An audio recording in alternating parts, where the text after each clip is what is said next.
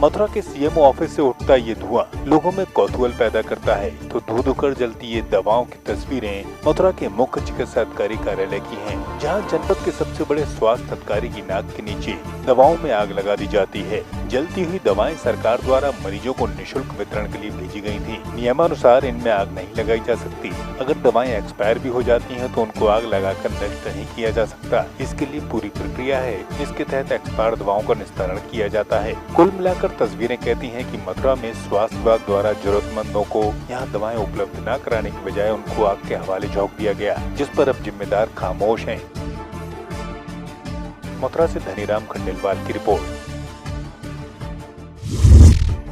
मुरादाबाद में गांधी मूर्ति पर भगवा कपड़ों में बैंड बाजा बजा रहे आर्टिस्ट ने सूबे के मुख्यमंत्री योगी आदित्यनाथ का अनोखे अंदाज में धन्यवाद ज्ञापित किया। बैंड बाजा कारोबारी पूरी तरह से भगवा रंग के कपड़ों में बैंड बाजे के साथ धन्यवाद की धुन को निकाल रहे थे, तो कोरोना के चलते जहां सरकार ने शादी समारोह में बैंड बाजे की अनुमति को प्रदान किया है, तो उसके साथ गाइडलाइन के अनुपालन की बात को भी कहा है। इसके बाद मुरादाबाद के बैंड बाजा कारोबारी और आर्टिस्ट खासा खुश हैं, जिसके चलते कंपनी बाग के पास गांधी मूर्ति पर भगवा रंग के वस्त्र पहनकर अनोखे अंदाज में मुख्यमंत्री योगी आदित्यनाथ का उन्होंने धन्यवाद ज्ञापित किया है। मैं मुरादाबाद विजय भारत बैंड से हूं और हमारा 8 महीने से कारोबार बिल्कुल बंद था। हम लोग बहुत परेशान थे। कुछ अफवाहें उड़ी थी अभी 2-4 दिन पहले कि बैंड बाजा बंद हो रहा है, उस पर रोक लग रही है पूरी तरीके से, और पूरी तरीके से बैन हो रहा है। तो हम लोग बहुत ज़्यादा अफसोस में थे, मगर कल योगी जी का जो बयान आया है, जो अखबार में हमने न्यूज़ देखी, जो टीवी पे उनकी न्यूज़ देखी, उन्होंने बैंड बाजे पे किसी चीज़ पे रोक नहीं है, सारी रोकें उन्होंने स्पष्ट कर दी, हटा दी और सब कुछ खोल दिया उन्होंने। हम इस चीज़ के लिए बहुत ज़्यादा खुश हैं और अपनी खुशी जाहिर कर रहे हैं। हमने उन्हीं का रूप, उन्हीं का भगवा कलर हमने अपनाया है और अपने तरीके से अपनी खुशी जाहिर करना चाह रहे हैं और उनका धन्यवाद भेजना चाहते हैं। तो कौन सी धुन बजाई अभी आपने? धुन जो बजाई, जो शादियों में बैंड बाजे की बजती, ए मेरे बदन के लोगों, ये बजाई हमने, और मेरे यार की, मेरे देश से वीर जवानों का, ये बजाई। और जैसे पुलिस से आपको परेशान है उसके लिए भी आपने धन्यवाद दिया? उस चीज़ का ही बहुत ज़्यादा धन्यवाद दिया। उन्होंने बोला कोई भी अधिकारी, कोई प्रशासन इनको परेशान ना करे। हम उनका बहुत बहुत ज़्यादा धन्यवाद। हमारा काम तो यही है, खानदानी काम है हमारा बैंड बाजे का, उसको पुरखों को चलता चलाया है। समझ में सब में ही होता है हमारा, हम लोग जाते हैं सब में और हर कास्ट के लोगों में, हर बिरादरी में जाते हैं। ये कारोबार हमारा, इससे हमारे बच्चे समझ में लेन देन है, सब कुछ है समझ में। अब जो है मोदी जी ने हमारे और योगी जी ने, इन्होंने दोनों ने मिलकर ये कारोबार खोला बैंड बाजे का।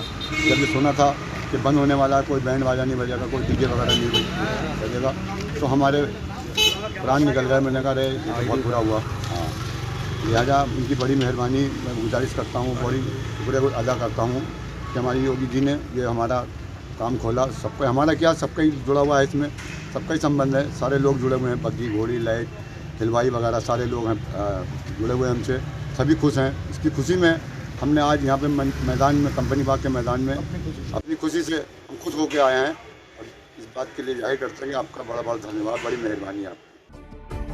शादी समारोह में मिली अनुमति के बाद बैंड बाजा कारोबारी जहां खुश हैं, तो वहीं सरकार के इस फैसले के बाद उनके परिवारों में भी खुशी है।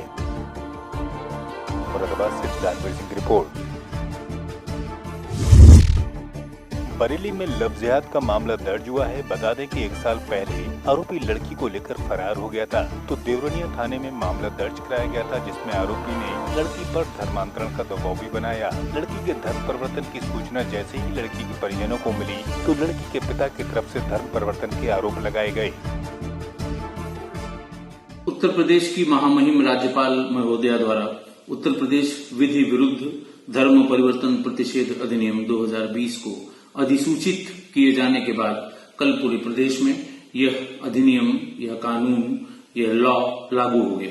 कल ही थाना देवरनिया जनपद बरेली में एक प्रार्थना पत्र श्री टीकाराम द्वारा प्रस्तुत किया गया कि उनके गांव के ही दूसरे धर्म के एक लड़के द्वारा उनकी बेटी पर जबरन धर्मांतरण का दबाव बनाया जा रहा है। ऐसे में ये प्रार्थना पत्र पर तत्काल मुकदमा वहां लिखा गया, FIR लिखी गई, जिसका मुकदमा अपराध संख्या 361/20 है, 504, 506 और इस नए अधिनियम की धारा 3/5 उत्तर प्रदेश विधि विरुद्ध धर्म परिवर्तन प्रतिषेध अधिनियम 2020 के तहत ये FIR की गई है और नियमानुसार इसकी विवेचना प्रभारी निरीक्षक द्वारा स्वयं की जा रही है। वहीं लड़की के पिता की ओर से अब लव जिहाद का मामला दर्ज करा के पुलिस ने आरोपी की तलाश शुरू कर दी है। बरेली से संत प्रसाद शर्मा की रिपोर्ट। बरेली के नवाबगंज में अवैध संबंधों का मामला सामने आया, जिसमें तहसील के मिलक पिछौड़ा गांव में मोहम्मद शरीफ ने अपने पुत्र अकरम की बीती 24 मार्च 2019 को सिरौली उधम सिंह नगर निवासी नाजमा के साथ शादी की थी। अब मोहम्मद शरीफ ने आरोप लगाते हुए कहा कि शादी के बाद से मेरे पुत्र का साड़ू जाकिर हुसैन जो जलालाबाद पीलीभीत का है, वो अक्सर उनकी पुत्र वधू को उसके मायके में रुकवा देता है। इस बात को लेकर कई बार पंचायत भी बैठी और विवाद भी हुआ, तो बाद में जानकारी हुई जिसमें पता चला कि उनकी पुत्र वधू का जाकिर से अवैध संबंध था। 4 लोग थे, 2 गाड़ी पे तैयार थे और 2 देखो घर में अंदर आए। अच्छा। बहू को तैयार करकर जेवर जबरदस्ती रुपया थे 25,000 और 3 सोने की टूबें थी और चांदी की दो अच्छा। और पैरों में क्या मारपीट हुई थी आपके साथ? हाँ, जाकर ना मैंने पकड़ा अपनी बहू को और जबरिया देखा मुझसे धमकी करी हैगी उससे। और मेरी देखा जब लड़का मेरा जाता है ससुराल तो देखो वो धमकी देता है जाकर। अच्छा। मारने की धमकी देता है। हर फेरे में जब जाएगा तो उधर सुकून से कभी नहीं जाता। अच्छा, ये बच्चा किसका, जो बच्चा है आपके गोद में? हमारी पोती है। उनकी है जो लड़की, जो बहू है आपकी, उन्हीं का बच्चा है? हाँ, वो छोड़ के गई। अच्छा, छोड़ के चली गई? हाँ। छोड़ के चली गई या वो जबरदस्ती ले गए उनके लिए, इसलिए नहीं ले जा पाए? उसको जबरदस्ती ले गए वो लोग। अच्छा, ये बच्चा फिर रह गया है? जल्दबाजी में रह गया। जल्दबाजी में रह गया, जबरदस्ती ले गए। अच्छा, हम लोग तो थे ना जब तक हम आए, तब तक वो लोग ले गए। अच्छा, ले गए? जल्दबाजी से ले गए, ऐसे जैसे मतलब हमारा कोई हक नहीं है। कौन लोग ले गए? हाँ, एक कुछ बहनोई था और एक उसका बाप। अच्छा। हाँ, और उन लोग थे, उनको कोई हमें पता नहीं। कहाँ के हैं ये लोग? एक तो जो बड़ा मिलक का है, हाँ, जाकिर, और सिरौली का उसका बाप है, और 2 लोग पता नहीं कहाँ के हैं। अच्छा। समस्या ये है कि हमारी बहू को वो उठा के ले गए हैं 4 आदमी। कौन आदमी थे, क्या जानते हैं आप? जाकिर, 2 आदमी को जानते हैं, जाकिर और अपने समधी को, समधी अस्पाक को जानते हैं। बाकी 2 अन्य लोग थे, उन्हें जो है कम जानते। कहाँ से उठा कर ले गए? घर से। आपके घर से उठा के ले गए? क्या वजह रही जो उठा के ले गए? ये कह रहे थे मैं घर पे नहीं था, ये हमारी मिसेज थी घर पे, इनसे कह रहे थे हम शादी है हमारे, हम लेके जाएंगे। तो इन्होंने कहा कल आ जाएगा लड़का हमारा लेके। अच्छा। जबरन ले गए। आपका लड़का कहाँ रहता है? दिल्ली। अभी वो घर पे नहीं थे जब वो ले गए थे? नहीं, वो तो नहीं है, 1 महीने से। कितने लोग ले गए थे? 4 आदमी थे। 4 आदमी थे। आपने रोकने का प्रयास नहीं किया? मैं घर नहीं था, मेरी बीवी थी, वो उसने रोकने का प्रयास किया, हाथ पकड़ा तो हाथ झटक दिया, उसके घुम्मे मारे। अब जाकिर नाजमा को अपने साथ भगाकर ले गया है, जिसकी शिकायत पुलिस से की गई है। बरेली से प्रदीप सक्सेना की रिपोर्ट। सिद्धार्थनगर पुलिस को बड़ी कामयाबी हाथ लगी तो जिले की डुमरियागंज पुलिस व एसओजी की टीम ने 3 शातिर चोरों को चोरी के माल के साथ दबोच लिया। पुलिस ने बरामद चोरी के सामान में 2 किलो चांदी, 15 किलो सोना, 55,000 की नकदी, 1 मोटरसाइकिल, 2 अदद तमंचा, 12 बोर व 4 जिंदा कारतूस, जिनकी कुल कीमत 5,40,000 बताई जाती है, बरामद किया। तीनों गिरफ्तार अभियुक्त जिले के निवासी बताए जाते हैं। तो अब सभी पर कार्रवाई कर इन सभी को जेल भेजा गया है। थाना डुमरियागंज प्रभारी अपनी टीम के साथ चेकिंग कर रहे थे।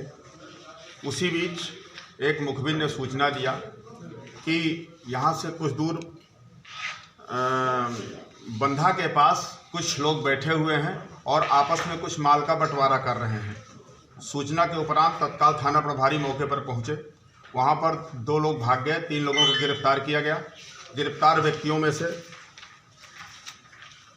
राजमन केवट, धनीराम वर्मा और सतीश चंद्र सोनी तीनों अपना नाम बताए और उनके पास से कुछ सामान की बरामदगी हुई। चांदी 2 किलो, नगद 55,000 रुपया, सोना 15 ग्राम, 1 मोटरसाइकिल यामाहा, कुल कीमत लगभग 5,40,000 रुपया।